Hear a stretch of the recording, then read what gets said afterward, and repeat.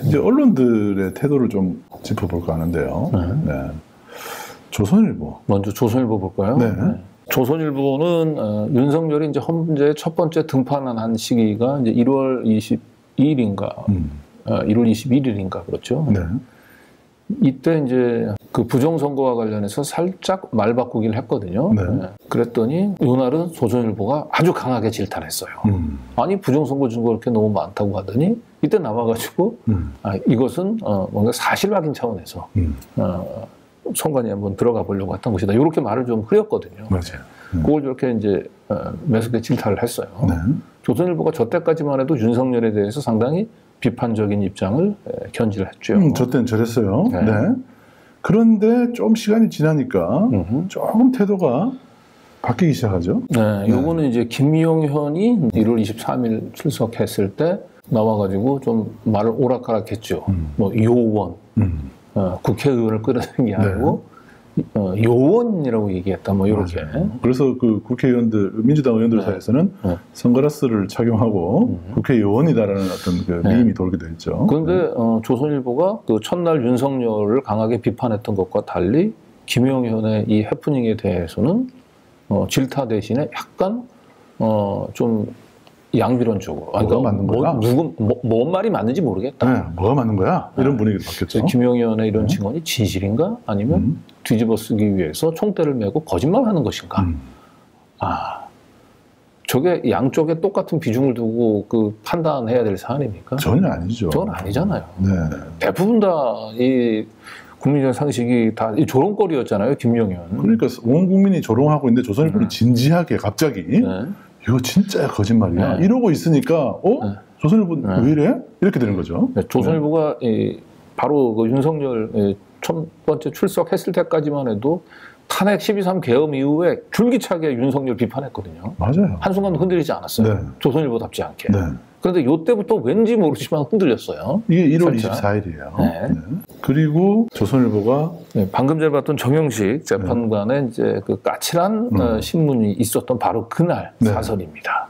이럴 때 곽종근 사령관을 저렇게 비판하고 나선 거예요. 공 세운다고 경솔하고 성급하게 나서더니 여기서 공 세운다라고 얘기한 건 뭐냐면 곽종근 사령관이 이제 그 민주당 김병주 의원 만나서 유튜브에서 인터뷰하고 그다음에 이제 국회 그 청문회 과정에서 양심 선언을 그래서 처음으로 이제 그 윤석열하고 통화했던 게 한 번 더 있다.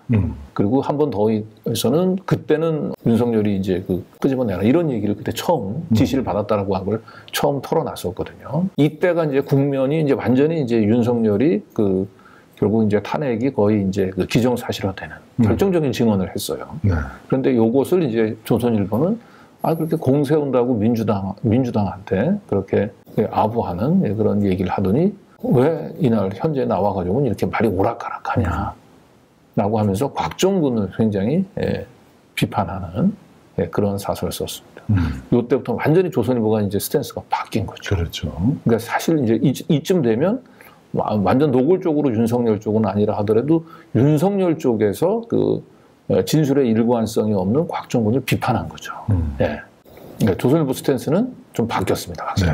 네. 오늘 그 조선일보 우리가 홈페이지를 열어봤는데 소년보 집회를 머릿 기사로 띄웠네요. 네. 이게 이제 조선일보 여기 화면에서 소년보의 집회를 머릿 기사로 이렇게 세웠어요. 그러니까 이거는 조선일보가 그 전까지 에서 보일 수 없는 태도였습니다. 이제 본격적으로 이 탄핵 반대에 좀 무게를 실는 이제 논조를 좀 보이기 시작을 한 걸로 보입니다. 근데 뭐 오늘 이제 동대구역에 뭐 사람들이 많이 모이긴 했습니다만 조선일보가 저렇게까지 첫 번째 기사로 띄워야 할 만큼 그랬을까? 네. 이렇게 되는 거는 조선일보가 마치 뭐 스카이데일리 비슷한 분위기로 좀 가는 거예요. 네. 조선일보 스탠스가 약간 좀 변했습니다. 다음 주 월요일 날 조선일보가 어떤 식으로 보도를 한지 좀 더 지켜보면 더 확실하게 네. 조선일보의 속내를 알 수 있을 것 같습니다. 자, 조선일보가 지금 약간 아마 이제 자기네 독자들 눈치를 좀 보는 건지 어쨌든 저런 모습을 보이는데 저럴 수밖에 없는 게 이제 뒤에 좀 더 설명을 하겠습니다만은 12.3 계엄 이후에 조선일보 그 극우 보수 세력의 최고 유력 매체로서의 입지가 좀 흔들리고 있습니다. 맞아요. 중앙일보 한번 보죠. 네. 중앙일보는 조선일보하고 달리 일관됩니다. 태도가 윤석열 첫 탄핵 심판 때 반성보다 변명만 하나 아주 명확한 논조로 그렇죠. 윤석열의 태도는 변명하는 거예요. 네. 조선일보 같은 경우는 약간 24일입니다. 중립적이었죠. 1월 24일 날 중립적이었어요. 네. 김영희 의원이 거짓말하는 건지 사실 얘기하는 건지 모르겠다고 했는데 중앙일보는 이건 뭐 계엄 진상 밝혀라. 입 맞춘 것 같다. 지금 입 맞추게 하고 있잖아. 지금 이렇게. 자, 조선일보 보실래요? 진실이냐 거짓이냐. 네. 이렇게 얘기했잖아요. 네. 그런데 중앙일보는 야, 니네들 짜고 치는 거 다 알아. 이렇게 얘기를 하는 거예요. 네. 야, 그러니까 중앙일보가 조선일보하고 좀 약간 스탠스 다르게 하고 있어요. 다르게 하고 있죠. 네. 그리고 이건 2월 5일자 중앙일보입니다. 네. 이걸 뭐 애누리 없이 까고 있습니다. 국군 통수권자답게 계엄 진상을 밝혀라 라고 하는 거죠. 괜히 부하 직원들한테 좀 책임 떠넘기고 하지 말고 좀 창피한 줄 알아라. 좀 그런 거죠. 그리고 사진도 약간 뭡니까? 약간 그 스스로 떳떳하지 못한 표정의 그런 모습을 보여주고 있습니다. 그래서 지금 보면 이제 확실히 이제 윤석열이 옥중 정치를 하면서 이제 보수 대결집을 주문을 했어요. 그 영향을 받아서 그런지 이제 조선일보는 좀 스탠스가 바뀌었는데 중앙일보는 아직까지 윤석열은 이미 이제 우리가 끝이다. 정리하고 가야 된다. 끝이다. 라고 하는 태도를 보이고 있습니다. 자, 그럼 동아일보도 한번 더 볼까요? 네, 동아일보도 역시 김영현이 나왔을 때 계엄령 아닌 계몽령, 의원 아닌 오요원 빼라고 중앙일보보다도 더 직설적으로 저 윤석열, 김영은 두 사람을 비판을 하고 있죠. 혀를 찰 정도라고 얘기해요. 혀를 찰. 혀를 찰 정도라. 야. 동아일보 동아일보가 확실히 중앙일보보다 더 세죠. 세게 후려칩니다. 사실 이게 맞죠. 이게 맞는데 조선일보는 다시 한번 보십시오. 이게 정말 이상해요. 조선일보. 이걸 이렇게 쓰면 안 되죠. 이건 스카이데일리급이에요. 음모론이죠. 이게 뭡니까 이게.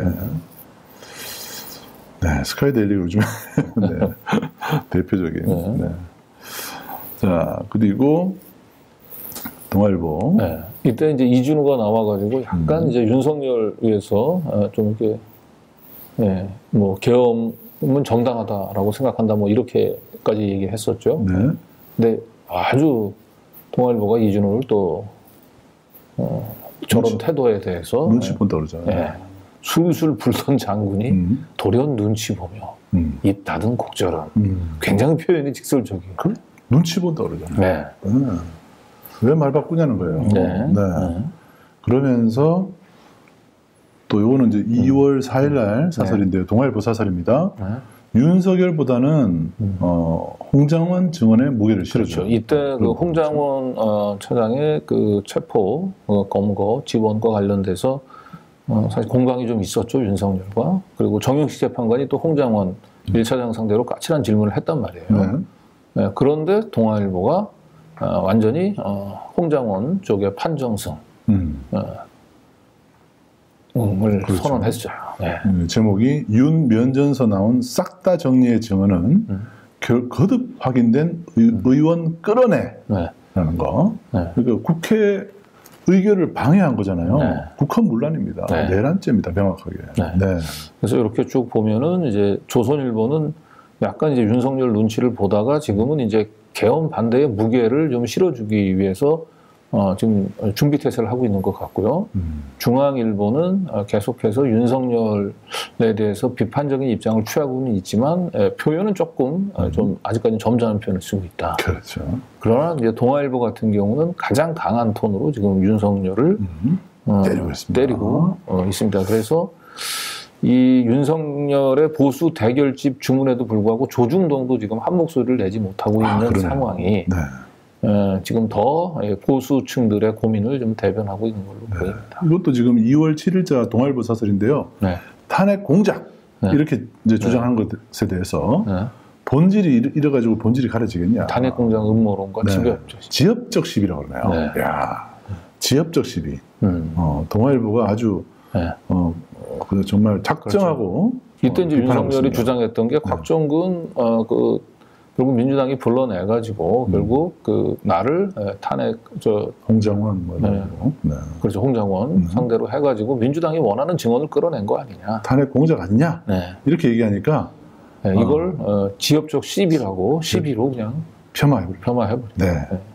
격가지잖아. 폄하도 정확히 지적한 거죠, 사실은. 정확하게. 아니 저런 모습을요. 2024년 그때 총선 전부터 만약에 저희가 그때 정말 언론들 큰일이다고 조중동들 너무 심하다, 너무 윤비어천가 심하다고 그때 비판을 많이 했지 않습니까? 그때부터 제대로 좀 보도를 했으면은 총선이 지금 그들이 얘기하듯이 부정선거까지 얘기해야 될 만큼 지금 딱한 사정이 됐겠습니까? 비극은 이런 언론들이 만든 거예요. 그렇습니다. 자, 그런데 아까 봤던 조선일보의 좀 흔들림. 그 이유가 중요해요. 바로 이 조중동 그만 봅시다. 언뜻 보면은 예전에 이 조선일보 반대 운동하는 우리 진보 진보 진영 쪽에 웹자보 같이 보이잖아요. 그런데 이게 그게 아니라면서요? 그게 아니에요.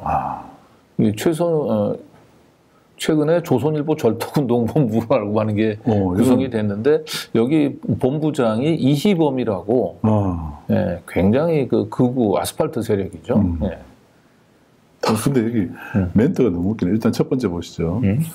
임종두 상임위원 발기문 낭독하면서 이러면서 조중동 대신 아시아투데이, 펜앤마이크, 뉴데일리, 그리고 스카이데일리, 더 퍼블릭, 파이낸스투데이, 자유일보 이런 데를 성장시켜야 된다.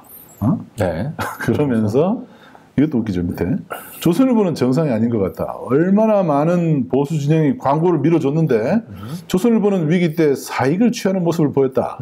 조선일보 100년의 역사는 더 이상 권력 행사를 할 수 없게 해야 한다며 레거시 미디어를 직격했다. 그리고 실제로 조선일보를 절독하고 스카이데일리나 저런 극우 매체들을 이제 구독하는 그런 독자들이 많이 늘어나고 있다. 뭐 저는 확인할 수는 없어요. 이들이 그렇게 주장을 해요. 그렇죠, 그들이 주장하죠. 그래서 어쨌든 처음에는 신경을 좀 쓰지 않으려고 했던 무시하고 가려고 했던 것 같긴 한데 특히 조선일보 같은 경우는 윤석열에 대한 지지세가 빨리 정리가 될 거로 알았는데 의외로 오래 갔어요. 의외로.